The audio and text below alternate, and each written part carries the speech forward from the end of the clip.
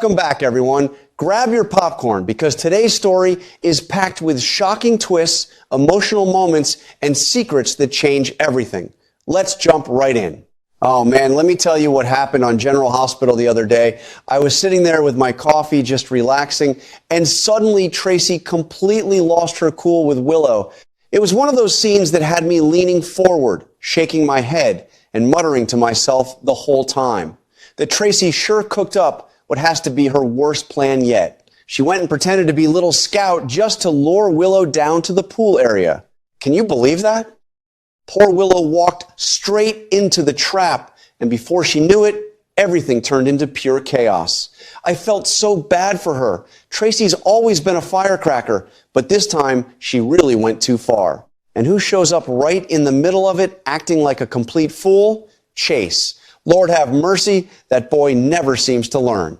He actually listened to a woman who once broke his heart and helped her go after his own wife's grandmother. I sat there thinking, son, what in the world are you doing? Actions like that don't just disappear. They come back around, and I've got a strong feeling Brook isn't going to let him off easy this time. No, sir.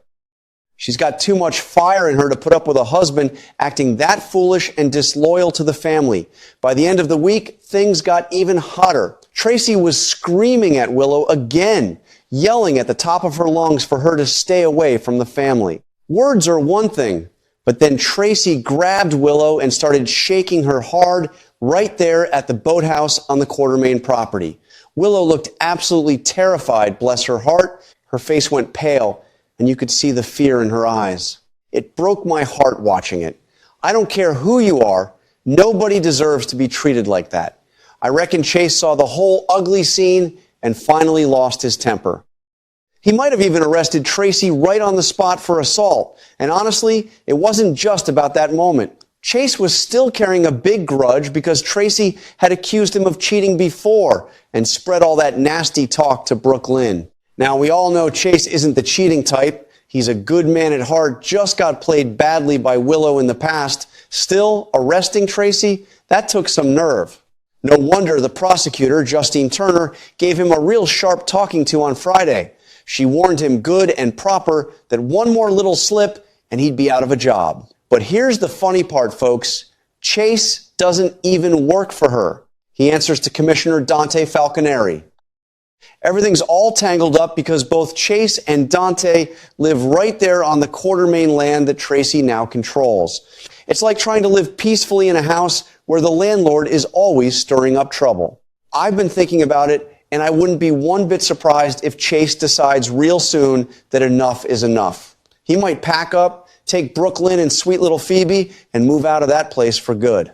A man's got to protect his family, especially when things are getting meaner by the day. Tracy's turning more aggressive, and nobody needs that kind of poison around their loved ones. Family should be a safe place, not a battlefield.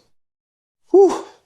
These Quartermain stories sure do keep an old man entertained. They remind me so much of real life, where pride, mistakes, and love all mix together in the craziest ways. I can't wait to see what happens next. It always leaves me wondering who's going to come out on top and who's finally going to learn their lesson.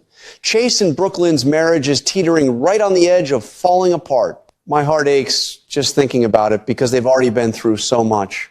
If Chase really does go through with that big arrest of Tracy for grabbing and shaking poor Willow the way she did, I believe Brook is going to get even more determined than ever.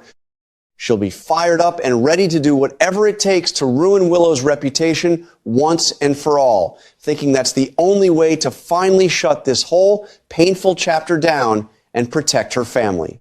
I can just picture her pacing around, her mind racing with ideas. That fire in her comes from a deep place she loves Chase and little Phoebe so much, and she's tired of watching Willow stir up trouble. That's probably why she might head straight over to Sonny Corinthos looking for help. Sonny's been around the block in Port Charles, and Brook knows he has ways of handling things quietly. She could ask him to help create some evidence to make Willow look bad in the eyes of everyone, maybe even enough to damage her standing as a congresswoman. But between you and me, I've got my doubts about whether Sonny will actually get involved. You remember how protective he is. He already sat his son Michael down and told him in no uncertain terms to stop all those schemes against Willow. I reckon he'll pull Brook Lynn aside and give her the same fatherly advice. Trust your husband, darling. Don't go down this dark path. It never ends well. Sonny's seen too many lives ruined by secrets and revenge, and he doesn't want to see another family torn apart. And oh boy, if Chase ever finds out what Brook Lynn was planning behind his back, it's going to cause a storm in their marriage like we've never seen. That good-hearted cop is going to be furious, and honestly, he'd have every right to be for a few big reasons. First, he still looks at Willow like she's some kind of angel walking on this earth. After everything that's gone down, it might seem a little crazy to the rest of us watching at home, but that's just Chase. He's got a big, forgiving heart, and he believes the best in people, especially her. Second, he won't like hearing that Brook Lynn was actually the one driving in that accident with Jordan. She didn't come forward right away to clear things up, even though she wasn't trying to hurt anybody and didn't really break any serious laws. Third, the idea that she didn't step up when she should have and then tried to pin the whole thing on Willow afterward, that's probably more sneaky games and underhanded tricks than an honest man like Chase can stomach. He lives by the rules, by truth and integrity. Finding out his own wife was playing these kinds of angles might feel like a knife in the back, shaking the very foundation of their trust. I truly believe what happened between Tracy and Willow at the boathouse could be the final breaking point for Chase and Brook Lynn's marriage.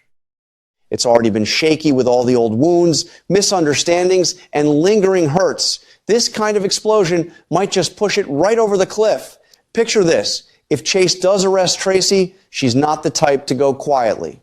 She'll turn around and unload all her frustration on Brook Lynn, probably blaming her for not keeping a tighter rein on things. But I bet Brook Lynn will stand tall and tell Tracy straight that none of this is Chase's fault. It's all because of Willow and the chaos she brings. She'll likely share that she has a real plan in motion to stop Willow for good.